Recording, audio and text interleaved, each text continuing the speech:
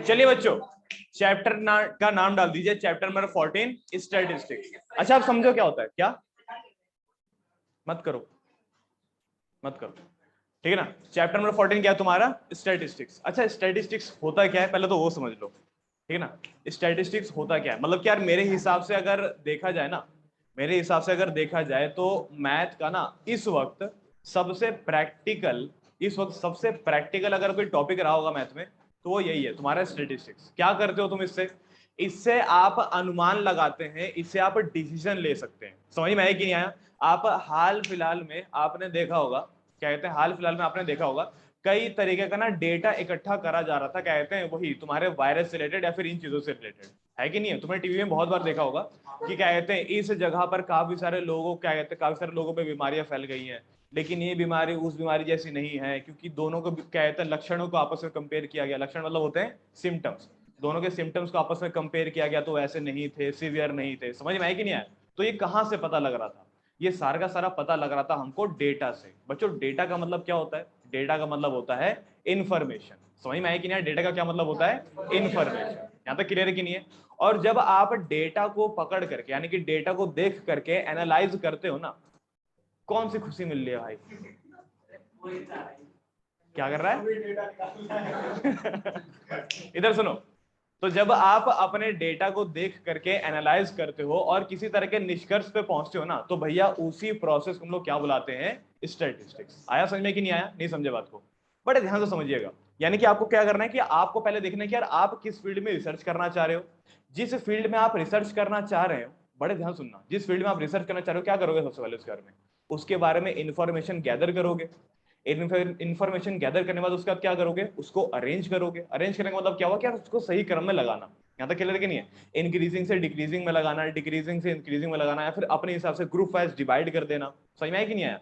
इसे हम कहते हैं डेटा को अरेंज करना। और जैसे ही आप एक बार अपने डेटा को अरेंज कर लेते हो, आप क्या करते हो, उस डेटा को एनालाइज करते हो। और जब आप ये तीनों चीजें कर रहे होते हो ना एक साथ, डेटा कलेक्ट करना, डेटा को अरेंज करना और डेटा को एनालाइज करना, उस वक्त हम क्या बोलते हैं, हम क्या कर रहे हैं भैया, स्टैटिस्टिक्स कर रहे हैं। बात समझ में आई कि नहीं आई, नहीं समझे बात को, सबको क्लियर हो गया यहां तक का। तो ये है, तो स्टैटिस्टिक्स का मतलब होता है, लिखिए डेफिनेशन लिखिए। स्टैटिस्टिक्स का मतलब होता है, स्टैटिस्टिक्स का मतलब होता है कलेक्शन। स्टैटिस्टिक्स का डेफिनेशन लिखिए, कलेक्शन, COLLECTION, कलेक्शन आता है, collection comma arrangement, collection comma arrangement and analysation, collection comma arrangement and analyzation of the data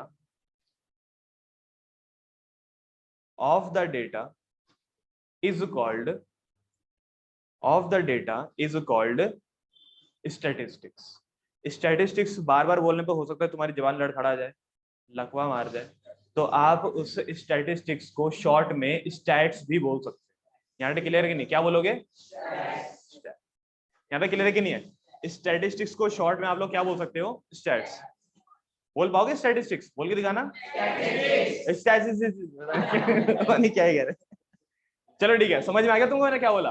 तो स्टैटिस्टिक्स का क्या मतलब होता है, क्या डेटा को, हाँ स्टैट्स, डेटा को कलेक्ट करना, डेटा को अरेंज करना और डेटा को एनालाइज करना। ये तीनों चीजें करने के बाद जो प्रोसेस, इस प्रोसेस का जो नाम होता है क्या बोलते हैं हम इसको, स्टैटिस्टिक्स। क्या सबको यहाँ तक क्लियर हो गया, पक्का समझ में आ गया। चलो ठीक है बच्चों, अब बात करते हैं बहुत ही बेसिक चीज की जो कि सबको पता होना चाहिए, लेकिन आपके दिमाग में जो इसकी डेफिनेशन होगी ना एक बहुत ही रॉ होगी। रॉ मतलब क्या, कि आपको जैसा दिखा आपने उसको मान लिया।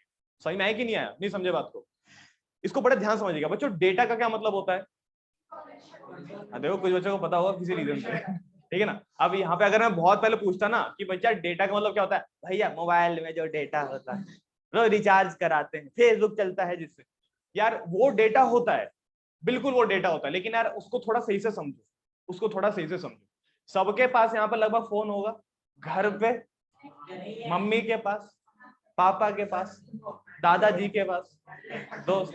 अच्छा सुनो, अरे सुनो सुनो सुनो, किसी के पास तो फोन होगा, ऐसे नहीं कि तुमने फोन कभी देखा ही नहीं, अरे फोन ऐसा तो नहीं होगा, फोन तो सबने कभी ना कभी देखा होगा, ठीक है, और कभी ना कभी रिचार्ज भी कराया होगा। यार देखो हमारे टाइम पे ना, जब मैं 10वीं पास करता या फिर जब मैंने 12वीं पास करी होगी ना, जब मैंने 10वीं या फिर 12वीं पास करी होगी, उस समय हम क्या करते थे, उस समय हमको डेटा ना भाई बहुत महंगा था।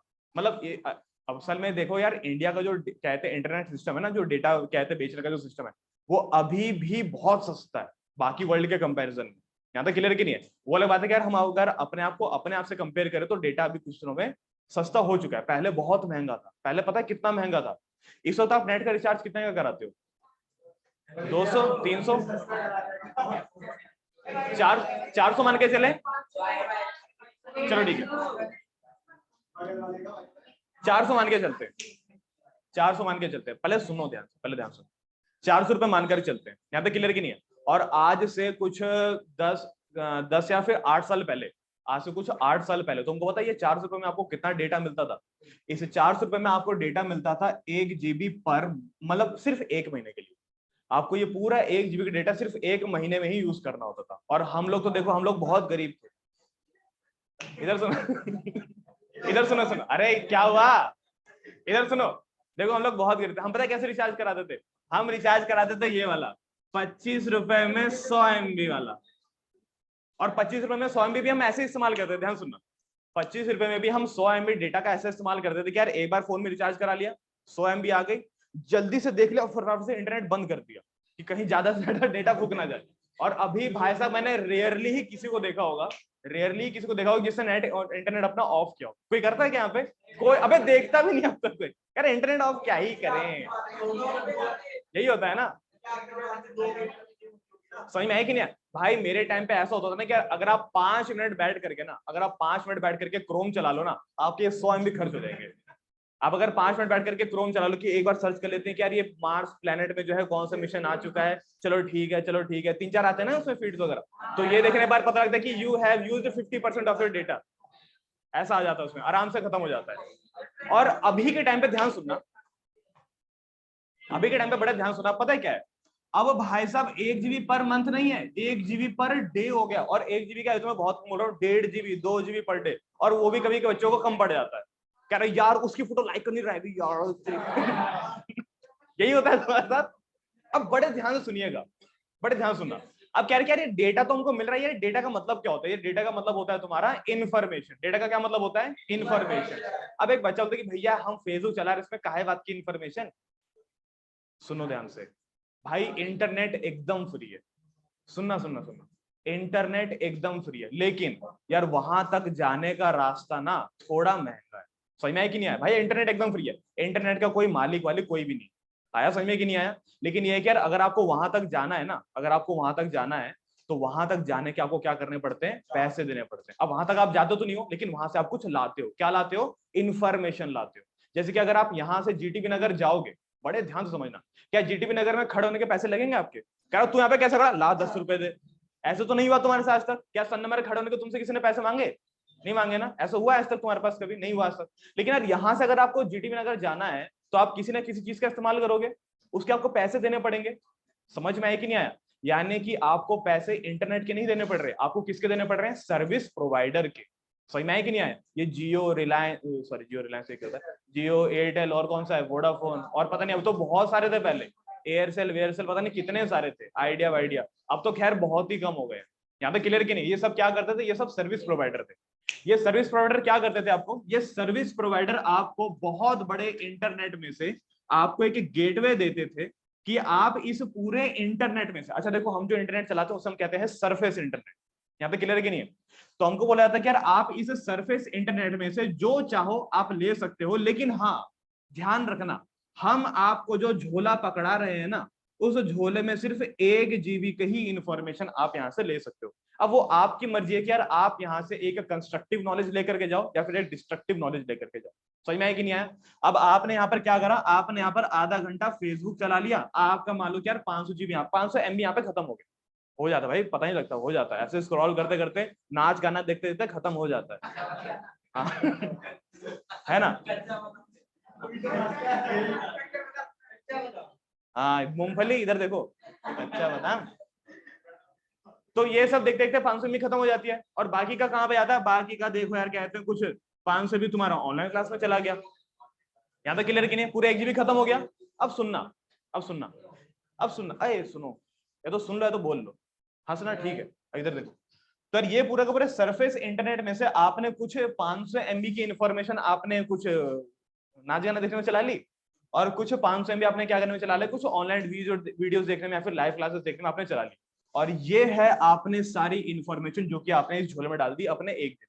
आया समझ में कि नहीं आया? आपने एक दिन में 1 GB का ये यूज करा हुआ, यानी कि आपने इस पूरे के पूरे सरफेस इंटरनेट में से 1 GB की इंफॉर्मेशन इस प्रकार से आपने निकाली है। क्या आप इसके बाद और इंफॉर्मेशन निकाल सकते हो? नहीं, वो आपको अलाउ नहीं करेगा। समझ में आया कि नहीं है? इन्फॉर्मेशन किस तरह की? इन्फॉर्मेशन हर तरह की, जो भी बाहर कोई एक्टिविटी कर रहा हो। याद क्लियर है कि नहीं है? तो यार उसे कहते हैं हम लोग क्या? डेटा। क्या तुमको समझ में आई बात की नहीं आई? लेकिन यार वो डेटा ना आपके स्टैटिस्टिक्स में कैलकुलेट अभी नहीं होगा। क्यों? क्योंकि यार तुम किसी को क्या कहते हैं कमर हिलाते हुए देख रहे हो, किसी को ऐसे फोटो देख रहे हो, क्या उससे तुमको कोई, उससे तुम क्या कोई रिजल्ट निकाल रहे हो? क्या क्या वो डेटा को आपने अरेंज करा, इसने देखो कहाँ जहाँ की फोटो निकाली है, अब हम इसको बताएंगे क्या होते हैं? ऐसा तो कभी नहीं हुआ आज तक। हुआ है क्या आज तक? आज तो ऐसा कभी नहीं हुआ। यही चीज है कि यार कुछ डेटा ऐसे होते हैं जिसको देख करके आप एनालाइज नहीं करते। यहाँ तक क्लियर कि नहीं? लेकिन कुछ डेटा ऐसे होते हैं जिसको कलेक्ट भी करना पड़ता है, अरेंज भी करना पड़ता है, और उसको एनालाइज भी करना होता है। यहाँ तक क्लियर कि नहीं है? ये तुम नहीं कर रहे होते हो, ये पता है कौन कर रहा होता है? ये कर रहा होता है तुम्हारे जो वो जिसके तुम ऐप वगैरह चला रहे हो। एग्जाम्पल के लिए इंस्टाग्राम में भी फेसबुक हो गया। यहाँ तक क्लियर कि नहीं है? आपने कुछ समय यहाँ पर बिताया, इंस्टाग्राम में, फिर फेसबुक क्या करता है? वो करता ये कि यार आपने जब तक वहां पर देखा, आपके वहां पर रिएक्शन देखे जाते हैं, आपके वहां पर कमेंट देखे जाते हैं। सही में है कि नहीं आया? ये सारी की सारी चीजें आपके वहां पर देखी जाती है कि यार आपने अगर एक वीडियो देखी है तो आपने उस एक वीडियो को कितने टाइम तक देखा? क्या आपने उसको शुरुआत में स्किप कर दिया, या फिर आपने उसको मिडिल तक देखा, या फिर आपने उसको पूरा देख करके रिवाइंड किया? सही में है कि नहीं आया? पूरा देख करके रिवाइंड करने का मतलब ये होता है कि यार आपको वीडियो पसंद आई है। और यूट्यूब क्या करता है? यूट्यूब आपके डेटा को कलेक्ट करता है कि अरे वाह, इसको तो मतलब फनी वीडियोस अच्छी लगती है, एक काम करते हैं, इसने ये वीडियो रिवाइंड करके देखी, एक काम करते हैं इसको ऐसे ही कोई दूसरी वीडियो सजेस्ट कर देते हैं। तो आप क्या करते हो? वो दूसरी वीडियो दोबारा देखते हो, पूरी देखते हो, एक बार और देखने में मजा आ गया तुमको, आपने क्या करा? वैसे ही एक और वीडियो देखी। अब ऐसे करते करते पता है क्या करता है? अब ये यूट्यूब में वहां बैठा हुआ कोई आदमी नहीं कर रहा होता, वहां पर बैठा हुआ एक एल्गोरिथम कर रहा होता है। एल्गोरिथम क्या? एक तरीके का, समझ में आया तुमने क्या बोला? एल्गोरिथम ये कि यार जो वहां पर टेक्नीशियन है या फिर जो वहां पर इंजीनियर है, उन्होंने एक तरह की कोड लिख दी। कोड लिखने पर उन्होंने क्या बोला कि यार ये जो पर्टिकुलर बंदा है ना, इसको इन चीजों में इंटरेस्ट है, जरा ध्यान से देखना इसको और कौन कौन सी चीजों में इंटरेस्ट है। तो एल्गोरिथम क्या करेगा? एल्गोरिथम करेगा कि यार आपके बिहेवियर को नोटिस करेगा कि इसको फनी वीडियोस पसंद है, इसको साइंस वाली चीजें पसंद आ रही है, ये पढ़ाई वाली चीजें ज्यादा देखना पसंद कर रहा है, तो आपको ऐसी ऐसी चीजें दिखाने लगेगा। समझ में आया कि नहीं आया? नहीं समझे बात को? अब मान लो कि यार कभी आपके दिमाग में ये आ गया कि यार ये तो चीजें अच्छी हैं, काश की एक हेडफोन होता जिससे और अच्छी चीजें देख सकते हैं। तो आपको पता है क्या हुआ? कुछ देर बाद आपने हेडफोन सर्च करा, ठीक है, आप लोग सो गए, आपने फोन इधर साइड कर लिया। अगले दिन या फिर कुछ देर बाद आपको पता है क्या होगा? अगर आप अपने इंस्टाग्राम चलाओ, अपना फेसबुक चलाओ, फिर आप अपना क्रोम दिखाओ, आपको दिखाएंगे हेडफोन देखो, हेडफोन देखो। यही तो होता है सर का सारा, हेडफोन देखिए, ये सारे देखिए। यहाँ तक क्लियर की नहीं है? कभी आपको गाड़ी लेनी हो, कभी आपको गाड़ी वगैरह लेनी हो, यहाँ तक क्लियर की नहीं है? और ये भी है, ये भी है कि क्या कहते हैं आपके उसके क्या बोलते हैं उसको, अरे वो हैसियत को, हैसियत क्या बोलते हैं उसका यार? औकात। हाँ जो भी है, मतलब कि आपके परचेसिंग पावर के हिसाब से भी कभी कभी आपको दिखाई जाती है चीज। यहाँ तक क्लियर की नहीं है? अब जैसे कि मान लो कुणाल है, कुणाल चलो अपना ये है करण हो गया, करण करण करण गाड़ियां सर्च करके, अरे वाह गाड़ी, गाड़ी बहुत बेहतरीन बेहतरीन गाड़ियां, ऐसे सर्च कर रहे हो। तो अब ये जब फेसबुक स्क्रॉल करेगा ना, इसको गाड़ियां दिखाई देगी, जैसे ऑल्टो, नैनो, चेतक यहाँ पे क्लियर है कि नहीं है? ऐसे सस्ती सस्ती इसको गाड़ी दिखा रहे हो, क्योंकि यार ये है ही 500 रुपए कमा रहा है, कैसी गाड़ी ले लेगा? समझ में आई बात की नहीं है? अब वहीं पर अगर मान लो कुणाल कर रहा है, ठीक ना, कुणाल कर रहा है, इसको दिखा रहे 4 पहिए वाली गाड़ियां समझ में आया मैंने क्या बोला? तो यार ये कभी कभी एल्गोरिथम इतना ट्रेंड होता है कि यार सिर्फ आपके डेटा को लेकर के आपके बारे में कई सारी चीजें प्रिडिक्ट कर सकता है। यहाँ पे क्लियर की नहीं है? आपको इन्फ्लुएंस कर सकता है। बात समझ में आई कि नहीं है? ये डेटा कितना पावरफुल है, बात समझ में आई कि नहीं आई? नहीं समझे बात को? आज से 10 साल बाद अगर कोई, आज से 10 साल बाद क्या, अभी से ही अगर कोई चीज जो सबसे ज्यादा वैल्यूएबल है और जो कि पैसों से ज्यादा कीमती है, वो तुम्हारा डेटा ही। समझ में आया कि नहीं है? कंपनियां डेटा के लिए भाई साहब पैसे बहाने को तैयार होती है कि लाओ भैया हमको डेटा दे दो। यहाँ पे क्लियर है कि नहीं है? आप किसी मूवी को रिव्यू करते हो ना, वो भी एक तरह का डेटा होता है जो कि कंपनी वहां पे खरीदना चाह रही हो।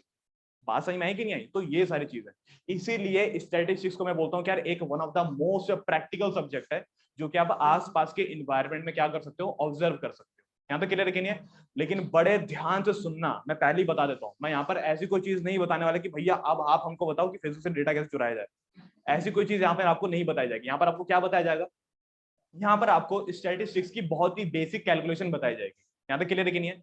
स्टैटिस्टिक्स के बहुत ही बेसिक कैलकुलेशन हम क्या करेंगे, स्टैटिस्टिक्स के बहुत ही बेसिक कैलकुलेशन हम लोग देखेंगे कि यार मीन कैसे निकाला जाता है, एवरेज कैसे निकाला जाता है, मीडियन कैसे निकाली जाती है, मोड कैसे निकाला जाता है। ये कुछ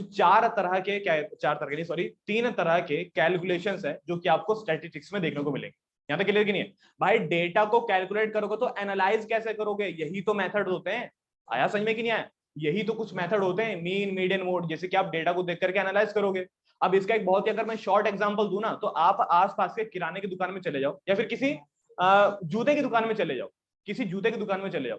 अगर ये बताओ कि अगर तुम्हारे खुद की जूते की दुकान होती, यहाँ तक क्लियर कि नहीं है, अगर तुम्हारी खुद की जूते की दुकान होती तो तुम ज्यादा कौन से एज ग्रुप के कस्टमर को ज्यादा टारगेट करते?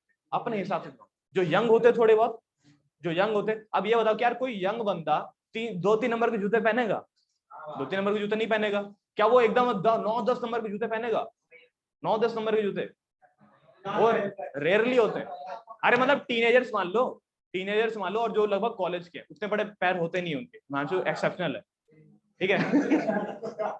इधर देखो, इधर देखो, इधर देखो, समझ में आया मैंने क्या बोला?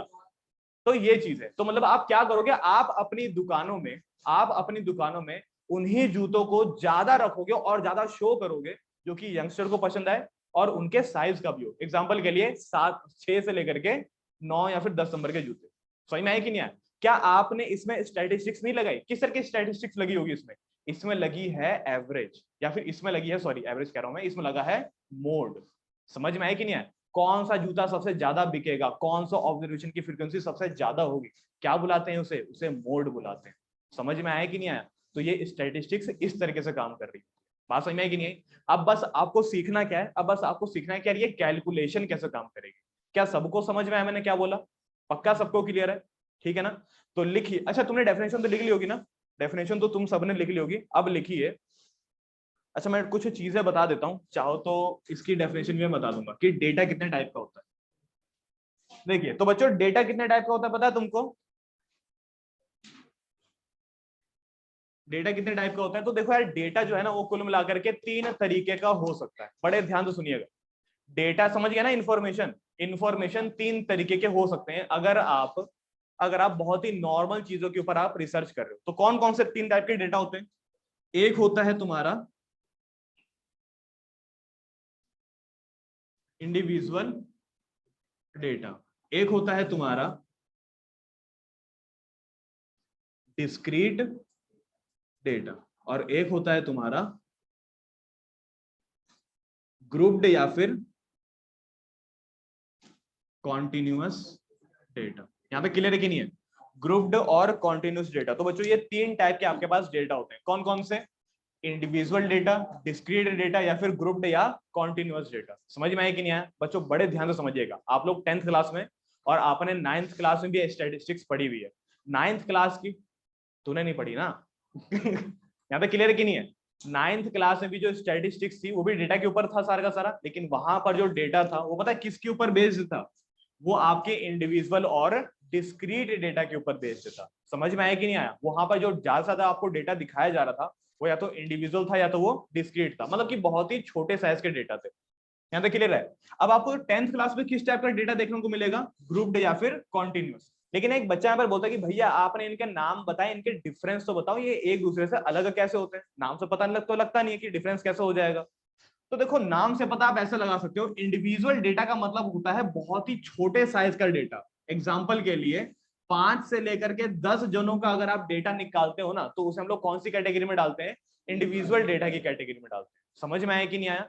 और अगर डेटा का साइज थोड़ा सा बड़ा हो गया, यानी कि 20 से लेकर के 25 हो जाए या फिर 30 हो जाए, चलो 20 से लेकर के 25 या फिर 30 हो जाए, तो उसके लिए हम लोग कौन से डेटा का नाम दे देते हैं? Discrete data. और अगर डेटा 30 या 30 से अबव चली जाए, उसके लिए हम डेटा को क्या नाम दे देते हैं? ग्रुप्ड या फिर कॉन्टिन्यूअस।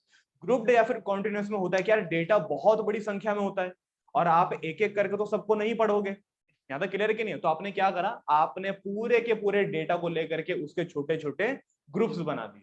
इन छोटे छोटे ग्रुप्स को हम लोग कहते हैं क्लस्टर। अभी तुम्हारे 10th की बुक में तो नहीं लिखा हुआ है, लेकिन अगर थोड़ी आप हाई स्टडी करोगे ना तो वहां पर लिखा हुआ है कि यार अगर आप पूरे के पूरे डेटा को छोटे छोटे ग्रुप्स में अगर आप डिवाइड कर देते हो तो छोटे छोटे ग्रुप को क्या बुलाते हैं? क्लस्टर बुलाते हैं। यहाँ तो समझ में है कि नहीं है? क्लस्टर एक और चीज को बुलाते हैं, बताना क्या? हाँ कौन बोला, कौन बोला? एकदम सही। ठीक है ना, स्टार के ग्रुप्स को। यहाँ पे क्लियर है कि नहीं है? अरे होता नहीं है, नहीं सुना क्या तुमने? मिल्की वे, मिल्की वे गैलेक्सी के बिल्कुल पड़ोस में कौन सी गैलेक्सी है?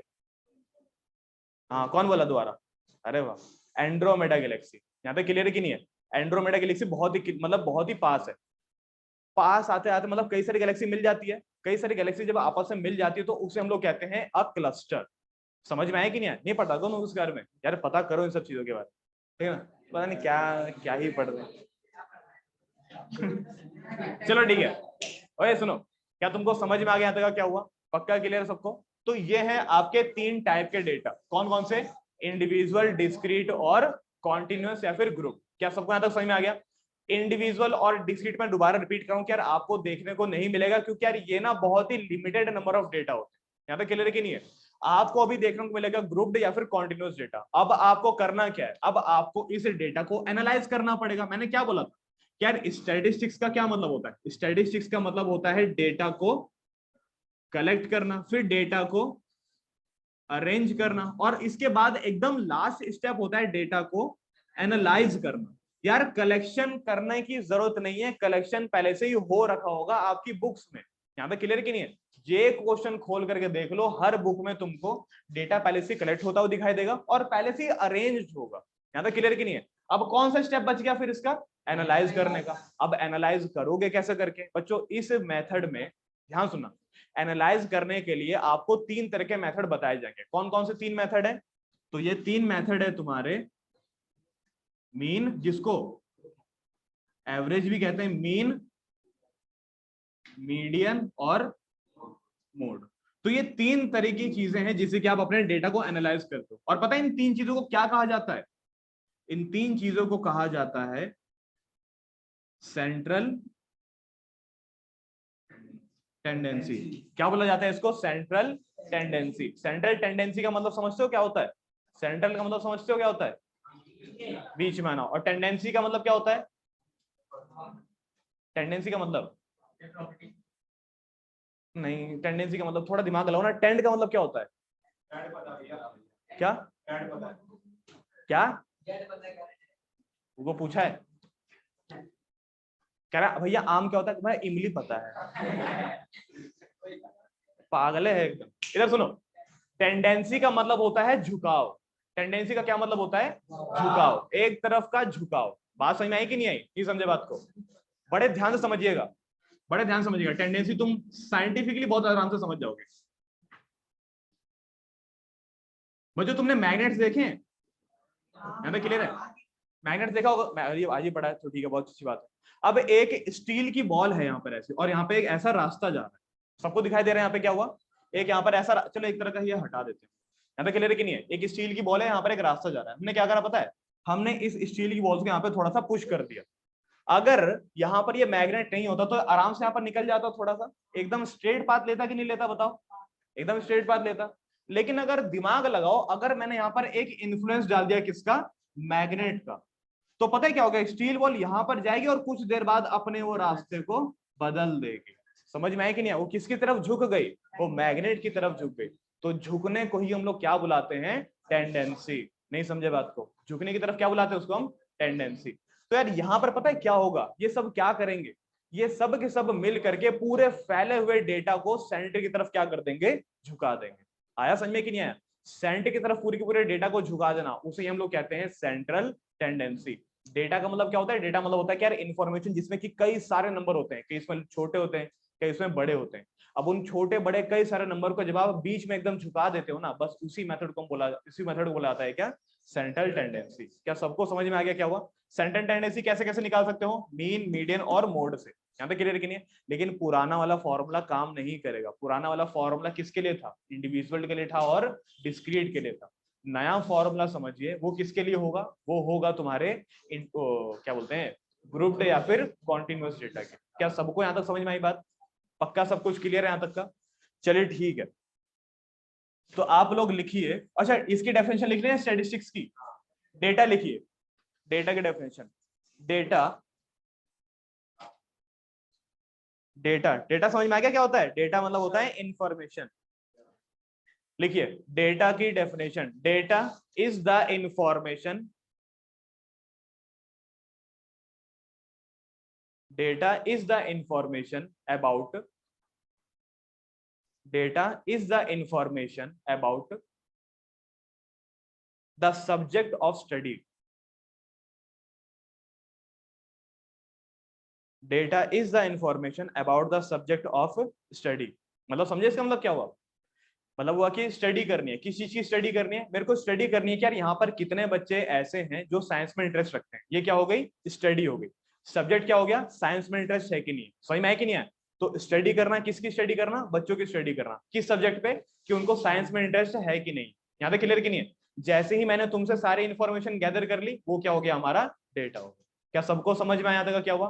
उसके नीचे लिखिए टाइप्स ऑफ डेटा,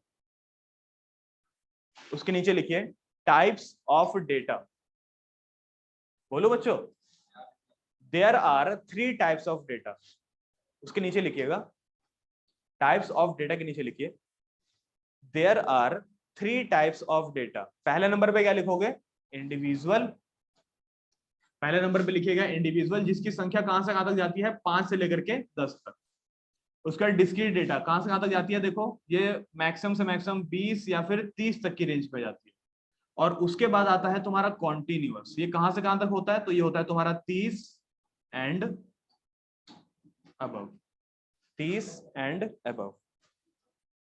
लिख दिया बच्चों? सबका हो गया? ठीक है। अगली डेफिनेशन लिखिए बच्चों, सेंट्रल टेंडेंसी। अगली डेफिनेशन लिखिए central tendency, CENTRAL, central tendency, TENDENCY, tendency. लिख दिया बच्चों? Central tendency. बोलूं क्या होता है सेंट्रल टेंडेंसी का मतलब? झुकाव। किस तरफ झुकाव? सेंट की तरफ झुकाव। यहां पे क्लियर है? द टेंड को क्या बोलते हैं यार? झुकाव ही तो बोलेंगे। अरे कोई और वर्ड है क्या टेंड के लिए? हाँ, approach. The approach of the data towards the centre, the approach of data toward the centre. Central लिख दो उसको, सेंट्रल, सेंट्रल ऑब्जर्वेशन। शुरू से बोल दिया। The approach of data toward the central observation is called central tendency, is called central tendency। लिख दिया बच्चों? is called central tendency, central tendency। लिख दिया? अगला लिखिए, उसके नीचे लिखिएगा देयर आर, उसके नीचे लिखिएगा there are 3 methods, there are 3 methods for calculating central tendency, there are 3 methods for calculating central tendency। क्या राइटिंग है?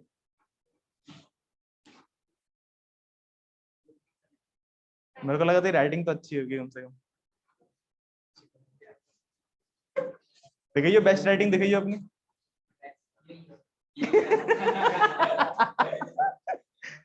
कह रहा अच्छा भी दिखाता हूं। 1 घंटा लगा रहा है। लिखो क्या लिखा तुमने? There are 3 methods for calculating central tendency. First mean, first MEAN mean, और स्लैश डाल करके लिख दीजिएगा एवरेज, स्लैश डाल करके लिख दीजिएगा एवरेज। लिख दिया बच्चों? ठीक है, अगला लिखिए दूसरे नंबर पे मोड,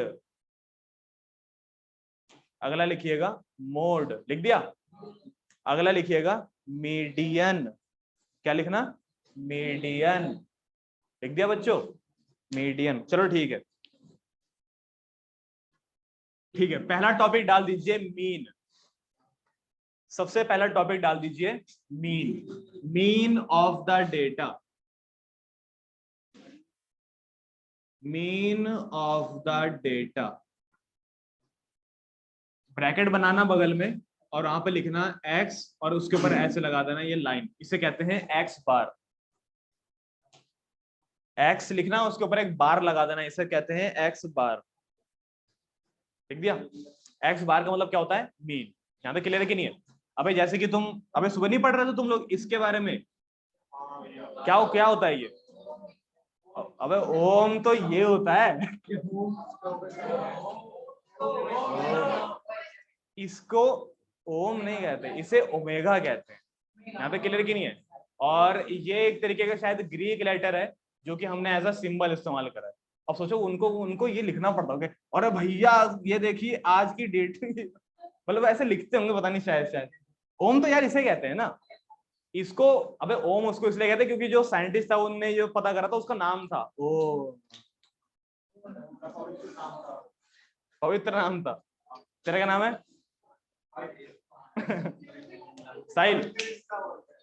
अरे सुनो सुनो सुनो, समझ में आया का क्या हुआ? तो यार ये भी क्या है, एक तरीके का सिंबल है जिससे क्या रिप्रेजेंट कर रहे हैं हम लोग? मीन को रिप्रेजेंट कर रहे हैं। क्या सबको समझ में आ गया यहाँ तक का क्या हुआ? अब मीन कैसे निकालोगे?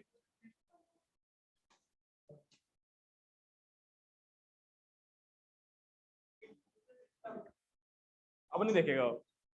अच्छा सुनो, मीन अभी भी देख रहा है। अच्छा सुनो, मीन ऑफ द डेटा सबको दिखाई दे रहा है यहाँ पे क्या हुआ? मीन कैसे निकाला जाता है? तो देखो मीन निकाला जाता है इस फॉर्मूले से, एक्स बार बराबर में सिग्मा, क्या बुलाते हैं इसको? सिग्मा। आजकल तो खैर सिग्मा कुछ और ही चल रहा है। हाँ, क्या चल रहा है? सिग्मा रूल सिग्मा रूल कुछ भी फालतू की चीजें कर रहा, सिग्मा रूल नंबर 63। हाँ, और ऐसे लोग देख लेते हैं और नोट कर लेते, अरे बाप रे 63 मिल गया, 64 नहीं मिला तो तुम मिल गया। डायरी बनाई होगी भाई इसने, 1 से लेकर के n, XIF